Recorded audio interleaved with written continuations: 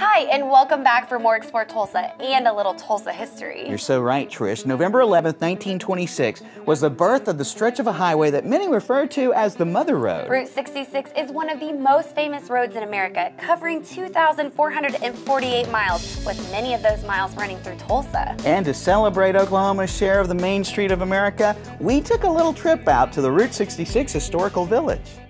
I'm the project manager, train project manager for the Route 66 village. Been involved with the train project since 1985. This locomotive, the Frisco 4500, was one of 25 locomotives that was purchased by the Frisco Railroad in 1942 and 43. This particular engine, along with two sister engines, they were assigned to passenger service to pull the crack passenger train called the Meteor. And so from 1942 till 1947, these locomotives pulled the Meteor passenger train from St. Louis through Tulsa to Oklahoma City. When this one was retired in 1950, it barely had 8 years of service on it and approximately 737,000 miles on it, which for the life of a steam locomotive was relatively young, because a life of a regular steam locomotive would last 3 to 4 million miles. It was given, donated to the city of Tulsa and parked at the Tulsa's Mohawk Park Zoo in August of 1954, August 26th to be exact, and it stayed there until 1991. The car that's right behind the locomotive, it's what they call a heavyweight passenger car. It's a business lounge car that was built in 1929. It had 6 individual rooms, a galley, which is a kitchen, and then a lounge area that had padded seats and tables and lamps and things like that. It even had a writing desk where people could sit and write letters. We're going to rebuild it back to the way it was originally in 1929, so that when people walk through there, they will step back in time. Even our car hosts will be in costume.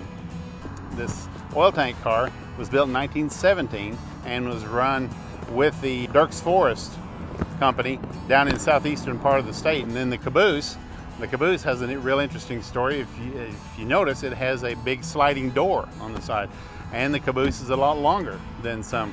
Well, this caboose was not originally a caboose, it was a boxcar.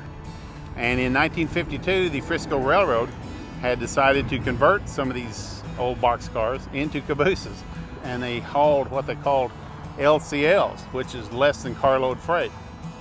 So they would take like 1 or 2 boxes of freight, and they've even been known to carry containers of milk from different dairies. Well, the oil derrick, it was designed off of oil derricks of the past. When we had it designed, we wanted to kind of be on top of the record book, you might say. Well, we designed ours to be 154 feet.